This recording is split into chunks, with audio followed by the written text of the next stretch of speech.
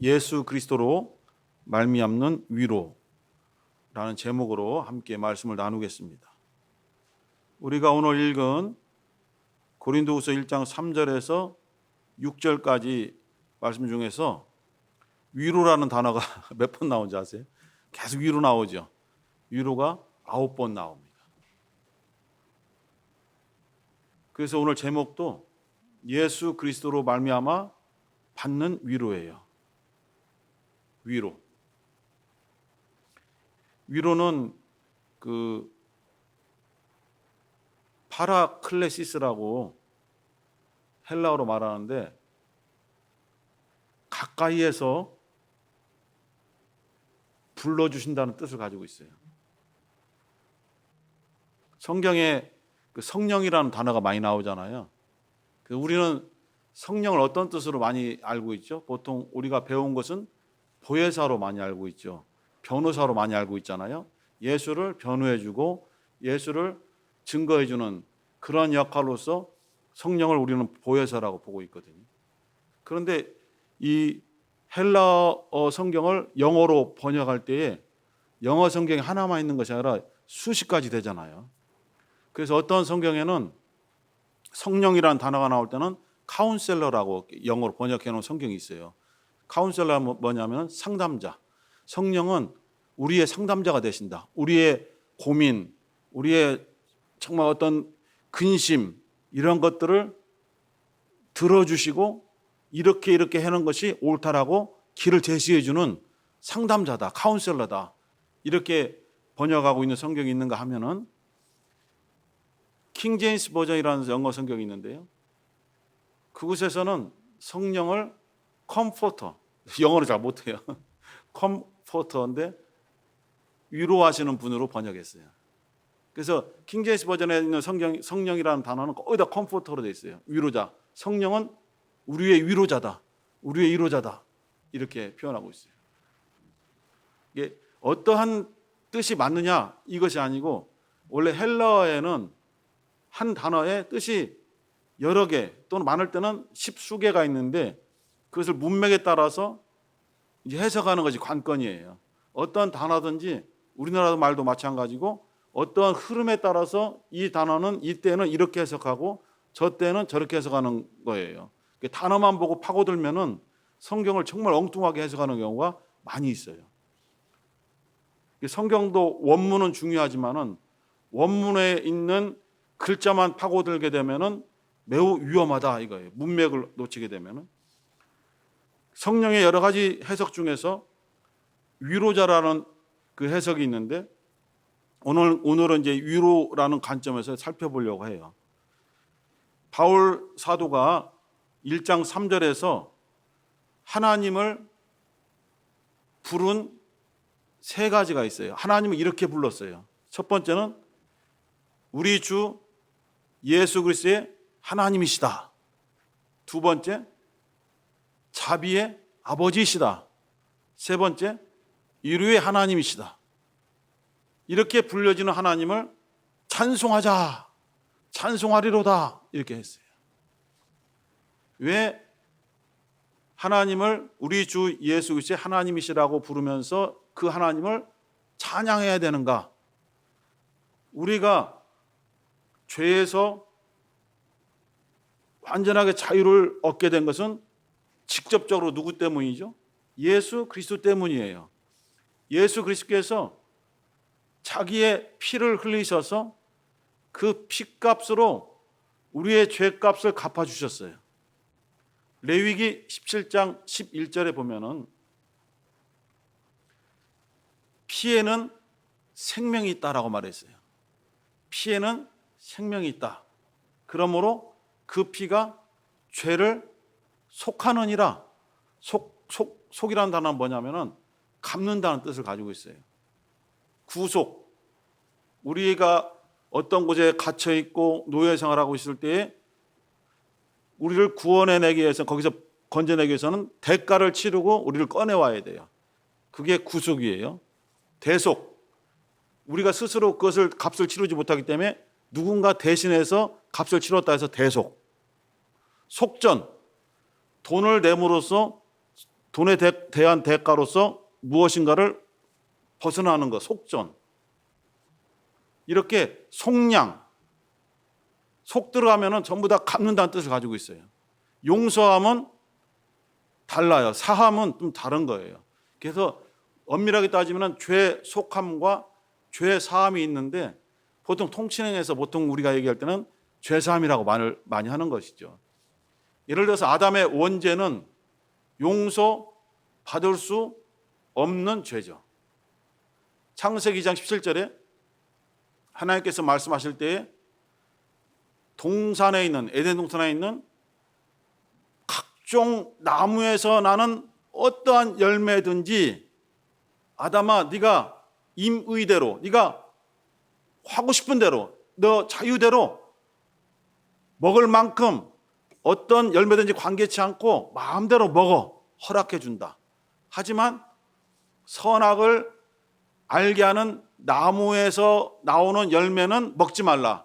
먹으면 정령 죽으리라. 반드시 죽는다 이거예요. 하나님의 말씀은 상황에 따라서 이렇게 변하기도 하고 저렇게도 변하지 않는 것이죠. 하나님 말씀은 그대로 지켜지죠.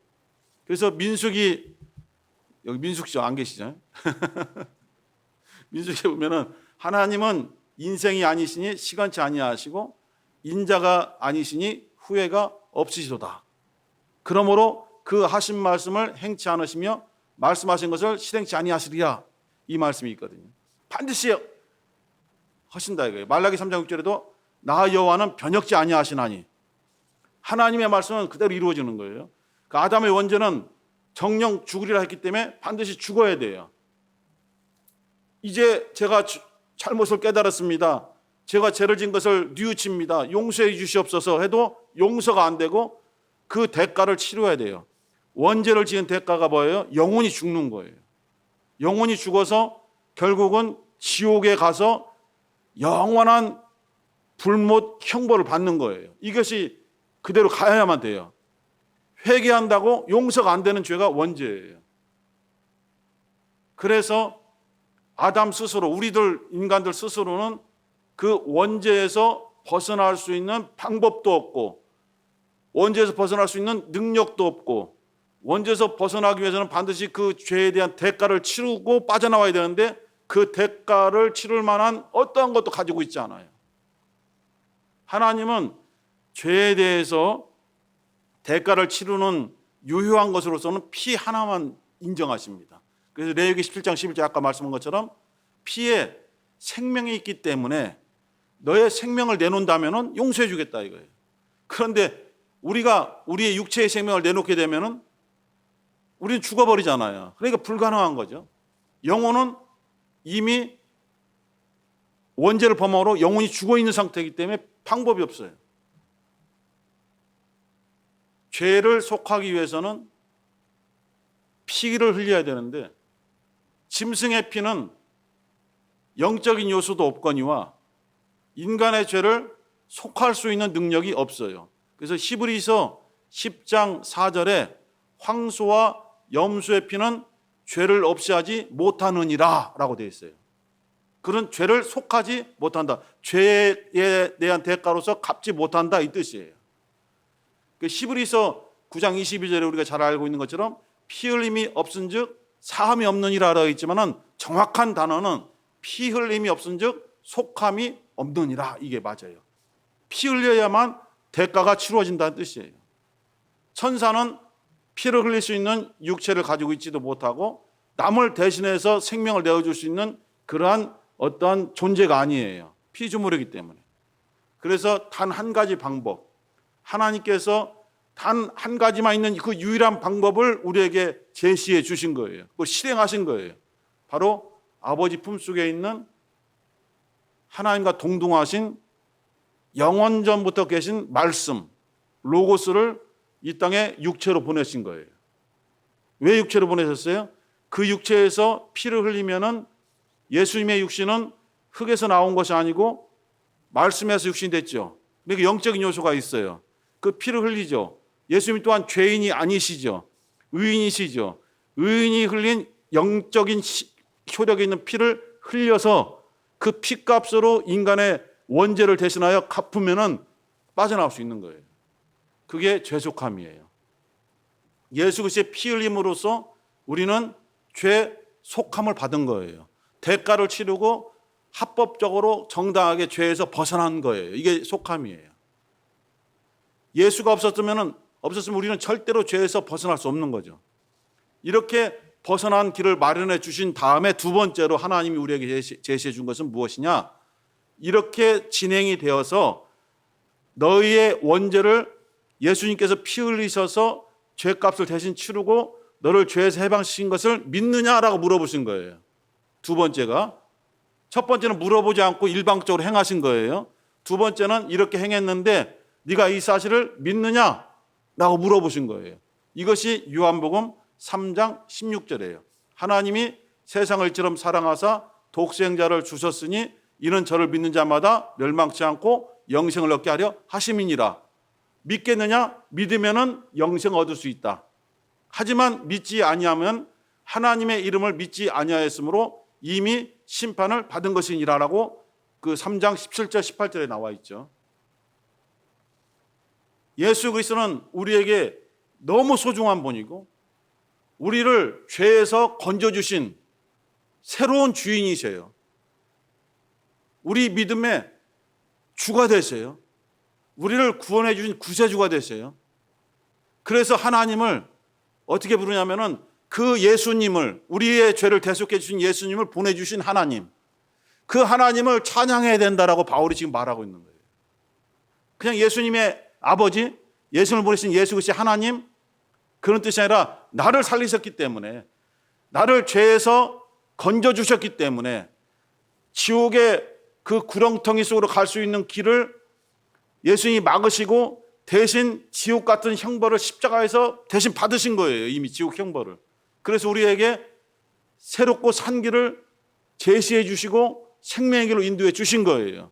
그래서 바울 사도는 이와 같이 그러한 예수 그리스도의 하나님을 우리는 찬송해야 된다, 찬양해야 된다, 노래하자는 뜻이 아니라 영광을 높이자, 하나님께 영광을 돌리자, 이런 뜻이에요. 여기 찬송하자 이런 뜻은. 그리고 두 번째로 그 하나님은 자비의 아버지이시다. 우리로 하여금 자비가 뭡니까? 일방적인 용서죠. 일방적인 배려고, 일방적으로 갚아주시는 거고, 어떠한 대가도 없이 그냥 거저주시는 거잖아요. 그게 자비함이잖아요. 근데 왜 아버지시냐? 우리는 하나님을 감히 아버지라 부를 수 없죠. 누구만 아버지라 부를 수 있어요? 하나님의 아들 예수 그리스도만 하나님을 아버지라 부를 수 있는 유일한 분이세요. 우리는 하나님을 아버지라 부를 수 없는 거예요. 근데는 충청도니까 다행이다. 다른 데 근데만 못 알아듣더라고. 근데가 뭐래요? 그러면 풀 뜯어 먹는 거예요. 그러죠. 근데국이 맛있잖아요. 근데 저절로 나와도 집사람은 서울 사람이라요. 충청도 말 쓰는 거 되게 싫어해요. 여기서 원래 그럼 미쳐. 뭐라다 말았지? 왜 아버지시냐 하면은 아버지라 부를 수 있는 그 영적인 권세, 그 아들의 영을 예수의 피로 깨끗해진 우리의 심령 속에 넣어주신 거예요. 우리는 강제로 받은 것이 아니라 믿음으로 그것을 받아들인 거예요. 예수 그리스도를 통해서 아들의 영을 우리에게 주셨고 우리는 억지로 받은 것이 아니라 믿는 자만 그것을 받아들였어요. 그래서 갈라디아서 4장 6절에 아들의 영을 받는 자마다 하나님을 아바 아버지라 부르짖느니라. 그리고 로마서 8장 16절에도 15절에도 너희들이 종의 영을 받지 아니하고 아들의 영을 받았으므로 하나님을 아바 아버지라 부르짖느니라. 이래서 아버지가 된 거예요. 그 아버지는 한없이 용서하시고 한없이 우리를 감싸주시고 한없이 우리에게 정말 모든 것을 도와주시는, 오직 베풀어 주시는, 자기를 희생해서 베풀어 주시는 자비의 아버지시다 이거예요. 그 자비 아버지를 찬송하자, 바울이 지금 외치는 거예요. 찬송하리로다. 두 번째로 자비의 아버지를 찬송하자. 세 번째로 오늘의 이제 설교 제목이면서 오늘 흐름이죠. 모든 위로의 하나님이시다. 모든 위로를 주시는 하나님.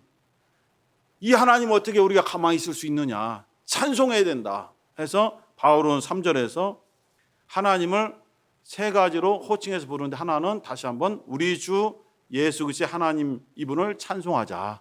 두 번째, 우리의 아버지, 우리는 아버지라 부를 수 없었는데 아들의 영혼을 통해서 아버지라 부르게 해주셨다. 자비 아버지를 찬송하자. 세 번째, 우리가 수렁에 빠져서 힘들어하고 억압되고 힘들어하고 정말 슬퍼하고 근심할 때에 위로해 주시는, 모든 것을 위로해 주시는 위로의 하나님을 찬송하자. 이렇게 하면서 시작한 거예요. 얼마나 감사합니까? 이 한 절만 봐도 너무 감사한 거예요. 그러면서 위로에 대해서 바울 사도가 풀어나가는 거예요. 4절 한번 보세요. 4절 한 절만 읽겠습니다. 시작. 우리의 모든 환난 중에서 우리를 위로하사 우리로 하여금 하나님께 받는 위로로서 모든 환난 중에 있는 자들을 능히 위로하게 하시는 이시로다. 왜 하나님은 환난을 겪고 있는 우리에게 위로해 주셨느냐? 중간을 건너뛰겠습니다. 중간을 건너뛰고, 너희들이 위로를 받음으로써 너희들 말고 너희들 다음에 또 환난 받는 성도들이 있다. 환난 받는 연약한 사람들이 있다. 그들에게 너희들이 받은 위로를 전해주라고 너희들을 먼저 위로하신 것이다. 이 뜻이에요. 우리가 환난 당할 때에 벗어날 수 없습니다. 어떠한 방법도 없습니다. 그런데 하나님께서 위로를 주셔요. 피할 길을 주셔요. 환난에서 벗어날 수 있는 길을 주셔요. 그것은 하나님께서 항상 우리를 지켜보셨다는 거예요. 전혀 몰랐다가 우리가 기도하니까 쳐다보고 도와주신 것이 아니라, 우리가 기도하기 이전에도 이미 우리가 처해 있는 상황, 환경, 우리 마음의 상태, 그걸 다 알고 계시는 거죠. 사르밧 과부 아시죠? 사렙다 과부라고도 하고, 그 발음에 따라서 이제 어떤 번역본으로 했냐에 따라서 사르밧 과부라고도 하고 사렙다 과부라고도 하는데, 그것은 마을 이름이에요. 사르밧은 마을 이름이에요. 사렙다는 마을 이름이에요. 그 사렙다는 이스라엘 땅에 있는 것이 아니고 바알 우상이 시작된 시돈이라는 나라에 있는, 조그만 나라에 있는 마을이에요. 어떻게 그 이방 여인이, 조그만 우상이 충만한 곳에 있는 조그만 마을의 이방 여인이 어떻게 하나님 여호와를 알고 있는지는 알 수는 없어요. 그건 성경이 없으니까. 그런데 여호와 하나님에 대한 믿음을 가지고 있었던 거예요. 하나님은 그 여인을 처음부터 계속 지켜보고 계시는 거예요. 그런데 그 당시에 가뭄이 들었죠. 왜 가뭄이 들었어요? 엘리야가 기도했잖아요. 비 오지 않게 해달라고 기도했어요. 그래서 3년 6개월 동안 비가 오지 않는 거예요. 하나님이 비를 멈추신 거예요. 엘리야를 통해서. 그러니까 그 일대 중동 지방 전체가 가물어서 먹을 양식이 없는 거예요. 아껴 먹고 했는데 마지막 딱 손으로 쥐었을 때에 한 줌의 곡식 가루밖에 없어요. 그 과부에게는 아들이 하나 있어요. 혼자 먹어도 너무 배고픈 양이에요. 그런데 이 아들과 함께 오늘 이게 마지막 식사다. 이것으로 빵을 내서 먹고 이제는 우리 스스로 목숨을 끊어야 되겠다. 너무 힘들고 어려우니까 하고 마지막 식사를 하려고 준비하고 있는데 우당탕탕 하면서 누구 없느냐 소리치죠. 누구예요? 엘리야입니다. 엘리야가 거기서 나타난 거예요. 시돈 땅에 사렙다라는 조그만 마을에 가난한 과부의 집에 하나님이 쓰시는 선지자 중에서 가장 능력의 선지자가 누구예요? 엘리야잖아요. 그 엘리야 선지자가 어떻게 이스라엘에 있지 않냐고 그 조그만 마을에 조그만 총구석에 있는 그 과부의 집에 갑자기 그때 나타나냐 이거예요. 상황은 이렇죠. 갈멜산에서 바알 선지자 400명, 450명인가? 아세라 선지자 400명에서 850명의 우상 선지자들과 불시합을 하잖아요. 그래서 엘리야의 기도를 하나님께서 들어주셔서 하늘에서 불이 내려서 세단을 불살라버리고 850명을 전부 다 죽여버리잖아요. 그런데 그때에 이스라엘 통치하고 있는 왕이 아합 왕이고 그 부인 왕비가 이세벨이라는 시돈의 공주였어요. 악독하게 잔인하고 사치하고 백성들을 우습게 알고 아주 악독한 여자예요. 그 여자가 반드시 엘리야를 죽여야 됐다고 생각한 거예요. 하나님이 주신 담대함으로 850명을 죽여버리고 담대하게 섰지만은 너무 무서워서 정신 깨고 나니까 너무 무서우니까 엘리야가 막 도망간 거 아닙니까? 도망가다가 그 시냇가에서 숨어 있다가 까마귀가 준 음식 먹고 살아났다가 또 뛰어라 해서 뛰었더니 딱 뛰어서 도착하니까 그 사렙다 과부의 집에 도착한 거예요. 왜 왔는지 자기는 모르는 거예요. 하나님이 인도했어요. 지금 정신없이 도망가는 중이에요. 마지막 한 끼를 먹고 죽어야 됐다고 하는 그 과부의 집에 그 순간에 딱 엘리야가 도착한 거예요. 좋은 마음으로 온 것이 아니라 도망온 거라니까요. 그러면서 하나님께서 주신 계시가 있어서 엘리야에게 너 그 여인에게 그 곡식가루로 빵을 해서 너에게 달라고 해라. 그리고 그렇게 하면은 그 가정에 큰 복을 빌어주겠다고 말을 해라. 했더니 이 여인이 그대로 자기가 먹을 것을 포기하고 그 빵을 해서 엘리야에게 주잖아요. 그때 엘리야가 축복기도 해주니 그 곡식가루가 있는 항아리가 다시 비가 올 때까지 전혀 마르지 않는 거예요. 한 번에 많이 주신 것이 아니에요. 놀부원의 집 보면 막 그걸 바라지만은 한 번 품면은 그대로 한 주검 있고 한 끼 먹으면 또 한 끼 먹을 또 양이 나오고 그렇게 계속 나오는 거예요. 이러한 역사, 이렇게 사르밧 가보를 지켜보고 계셨기 때문에 또 엘리야를 지켜보고 계셨기 때문에 두 사람을 만나게 해준 거죠. 사람들은 이것을 우연의 만남으로 봐요. 그러나 하나님이 두 사람을 움직여서 만나게 해주신 거예요. 나다나엘이 무화과나무에서 기도하고 있을 때에 예수께서 어떻게 나다나엘을 알고 있습니까? 네가 무화과나무 아래 있을 때에 내가 보았노라. 네가 무엇을 위해서 기도하고 무슨 말씀을 의지하며 하나님 앞에 간구하는지 내가 들었노라. 지켜보고 있다는 거 아닙니까? 이렇게 모든 것을 지켜보고 계시기 때문에 우리에게 위로가 필요하다는 것을 이미 알고 계시다 이거예요. 어떠한 위로가 필요한지, 어떠한 처방이 필요한지, 어떠한 말씀이 필요한지 그것을 알고 계시다가 환난 중에 있는 우리에게 위로를 해 주심으로써 우리가 힘을 얻도록 해 주신다는 거예요. 수렁에서 나를 건지십니다. 다윗이 시편 23편에서 고백하기를 내가 사망의 음침한 골짜기로 다닐지라도 내가 해를 두려워하지 아니할 것은 주께서 나와 함께 하심입니다 라고 고백하잖아요. 우리 하나님께서 지켜보고 계시기 때문에 환난 중에 있을지라도 우리에게 포기하지 말라는 겁니다. 절망하지 말라, 주저앉지 말라. 지금 하나님이 네가 얼마나 힘들어하는지 이미 알고 계시고 도우려고 준비하고 계신다. 그러나 네가 그것을 도움을 받지 않으려고 손을 놓아버리고 포기해버리고 세상으로 뛰쳐나간다면 하나님이 준비하신 위로가 어떻게 되겠느냐. 이것을 성경에서 우리에게 가르쳐주고 있는 거예요. 그러나 끝까지 견디면 하나님께서 사랑하는 자녀들의 아픔을 절대로 모른 척하지 않고 도와주신다는 거예요. 그래서 도움을 받잖아요. 이것은 우리 하나님이 위로해 주신 것입니다. 다른 말로 하면 하나님께서 응답을 주신 것입니다. 하나님께서 살리신 것입니다. 하나님께서 도와주신 거예요. 이렇게 우리가 시인할 수밖에 없잖아요. 왜? 우리의 이 환난 중에서 우리의 힘으로는 절대 벗어날 수 없는데 갑자기 벗어날 수 있는 길이 생겼잖아요. 하나님이 해주신 거잖아요. 왜 하나님이 해주신 것을 체험하게 만드느냐. 그 체험을 가지고 아직도 환난 중에서 헤매고 방황하는 다른 이들에게 네가 체험한 하나님의 위로를 전하라 이거예요. 전해서 그 사람이 실망하지 않고 하나님의 위로를 붙잡고 그 힘으로 벗어날 수 있도록 그렇게 하려고 너를 먼저 위로하신 것이다. 이것이 1장 4절에 있는 말씀이에요. 5절 보겠습니다. 5절 시작. 그리스도의 고난이 우리에게 넘친 것 같이 우리의 위로도 그리스도로 말미암아 넘치는도다. 예수께서 공생에 가지시는 그 기간은 주님으로서는 다 고난의 기간이잖아요. 환난의 시간들이었습니다. 그러나 그 환난 중에 주님의 고난 중에 항상 아버지께서 하나님 아버지께서 주님과 함께 하셨어요. 그것을 뭐라고 해요? 임마누엘이라고 합니다. 임마누엘. 그래서 예수는 아버지께서 항상 내 말을 들으심을 감사나이다 라고 고백하고 무덤 속에 있는 나사로에게 명해서 나사로야 나오너라 명한 거예요.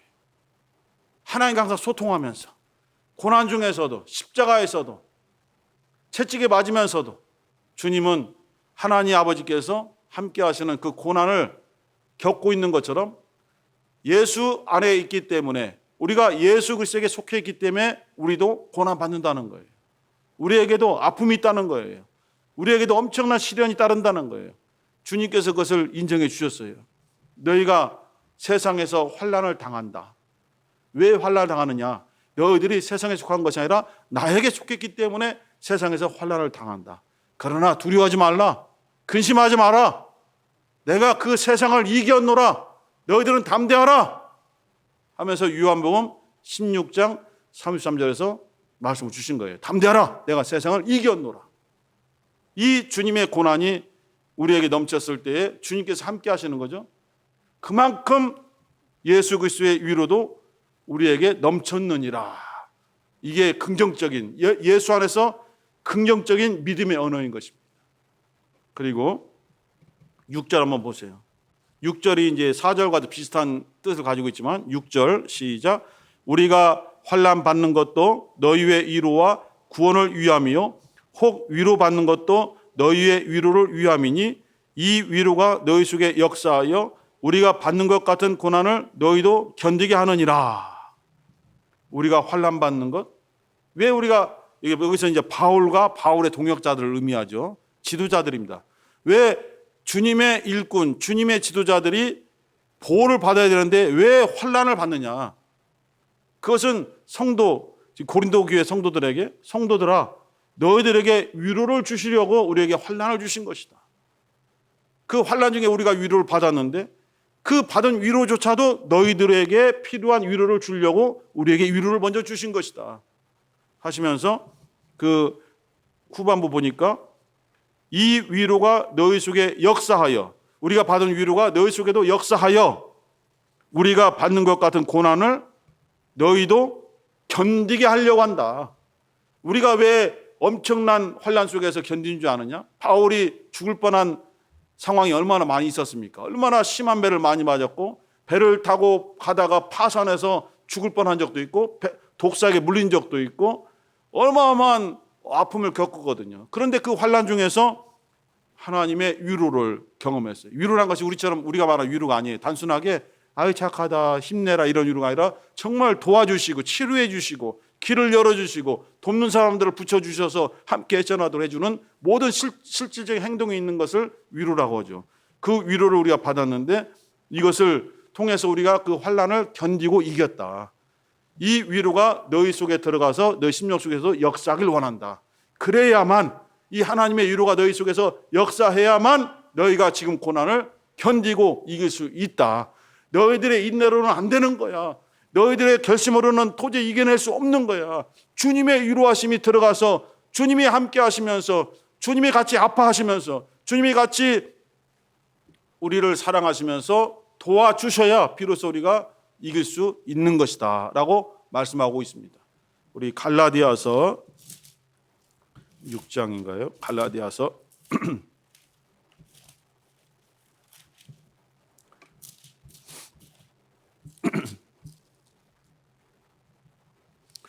갈라디아서 6장 9절 한번 보겠습니다. 갈라디아서 6장 9절. 자, 시작. 우리가 선을 행하되 낙심하지 말지니 피곤하지 아니하면 때가 이름에 거두리라. 낙심하지 말라. 실망하지 말라. 절망하지 말라. 피곤하지 아니하면, 다른 말로 하면은 끝까지 견디면, 인내하면, 끝까지 믿음으로 주의 말씀 붙잡고 견디면 반드시 열매를 거두게 된다. 반드시 응답을 받게 된다. 반드시 환난에서 나올 수 있다.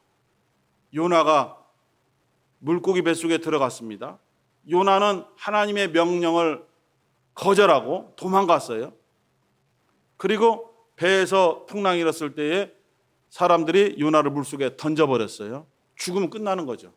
그런데 하나님은 계속 요나를 보고 계시고 요나 주변의 환경을 보고 계시다가 사람들이 요나를 물속에 던졌을 때에 물고기를 예비하셔서 요나를 삼키게 함으로 요나가 물속에서 죽는 것을 막아주셨어요. 그리고 그 환난 중에서 요나는 요나서 2장에는 계속 감사합니다. 이미 이후에 일어난 일이 아닌데 아직 물고기 뱃속에서 나온 것도 아니고 하나님의 성전에 간 것도 아닌데 계속 감사기도입니다. 요나서 2장은 전부 다 감사기도예요. 이렇게 해주셔서 감사합니다. 저렇게 해주셔서 감사합니다. 찬송 부르게 해주셔서 감사합니다. 안 됐는데 감사를 먼저 시인하고 있어요. 그때 하나님께서 물고기를 쳐서 요나를 건져주세요. 지켜보고 계시는 거예요. 계속 지켜보고 계시는 거예요. 우리 각 사람을 지켜보고 계시는 거예요. 우리가 잘 될 때도, 우리가 힘들어할 때도, 우리 환경이 무너졌을 때도, 우리 가정에 아픔이 왔을 때도, 우리 가족들이 아플 때도, 우리의 물질이 무너졌을 때도, 사업이 무너졌을 때도, 직장생활이 어려워졌을 때도 지켜보고 계시는 거예요. 우리는 어리석기 때문에 하나님께서 어떻게 우리를 연단시키고 우리를 인도해 가시는지 깨닫지 못하기 때문에 원망하고 불평하죠. 왜 이런 일이 생기기 전에 막아주셨으면 더 좋잖아요. 이런 환란이 생기기 전에 나를 도와주시고 복을 주셨으면 더 좋잖아요. 왜 환란이 일어나게 하셔서 나로 하여금 힘들게 만듭니까? 하지만은 하나님은 우리의 모관하고 뾰족하고 교만하고 자기만 생각하는 것들을 그것을 무너뜨리려고 하시는 거예요.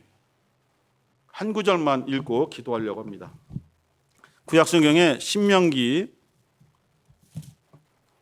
8장입니다. 3절, 4절, 2절 읽겠습니다.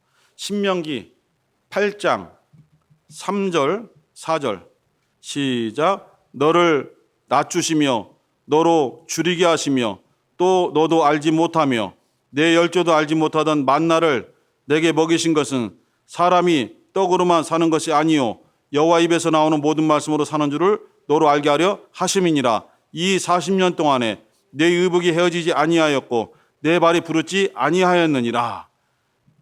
광야에서 40년 동안 연단을 시키고 힘든 상황 속을 이끌어 가셨어요. 이들은 불평했죠. 애굽으로 돌아가고 싶다.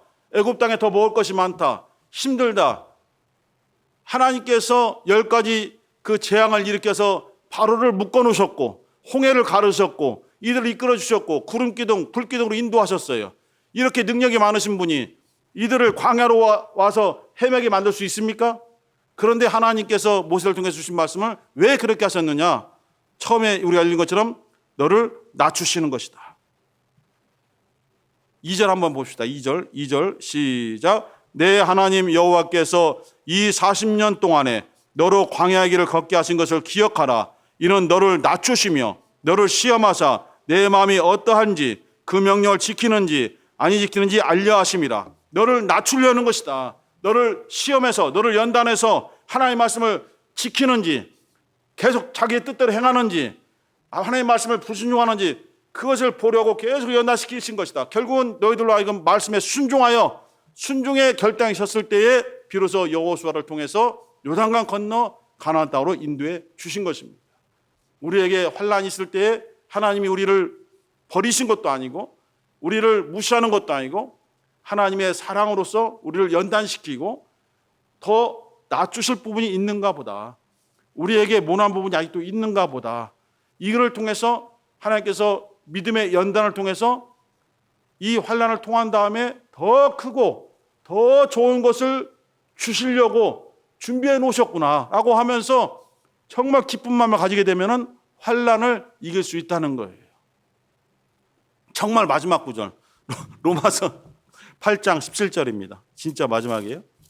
로마서 8장 17절 한 절 읽고 기도하겠습니다. 로마서 8장 17절 시작. 자녀이면 또한 후사 곧 하나님의 후사요 그리스도와 함께한 후사니 우리가 그와 함께 영광을 받기 위하여 고난도 함께 받아야 될 것이니라. 영광이 있지만은 지금은 고난을 먼저 받고 고난을 견디고 이기면은 주님과 함께 영광을 받을 수 있다. 이런 메시지를 주신 것입니다. 우리 사랑하는 성도님들 오늘 주신 것처럼 모든 위로를 우리에게 주시는 위로의 하나님을 찬양하시고 우리를 왜 이렇게 하시는가 이런 체험을 통해서 우리보다도 조금 더 연약한 성도들에게 위로를 전해주라고 하나님의 역사를 여러분들이 증거하라고 우리를 먼저 연단시키셨고 우리에게 위로를 주셨다라고 성경 말씀하고 있습니다.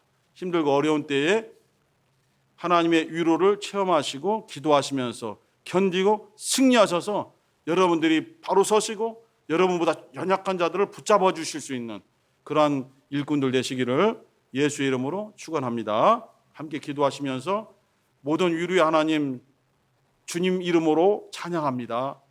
예수 안에서 주님의 도우심을 찬양합니다. 우리가 환난 중에 있을 때도 버려두지 아니하시고 항상 지켜보고 계시고 우리에게 힘 주시고 지혜 주시고 연단시키시고 도와주신 것을 우리가 믿고 의지합니다. 이것을 견디고 이겨서 승리한 다음에 우리보다 약한 자들을 도울 수 있는 위로하는 일꾼 되게 도와주소서. 주여 한번 부르시 기도하겠습니다. 주여.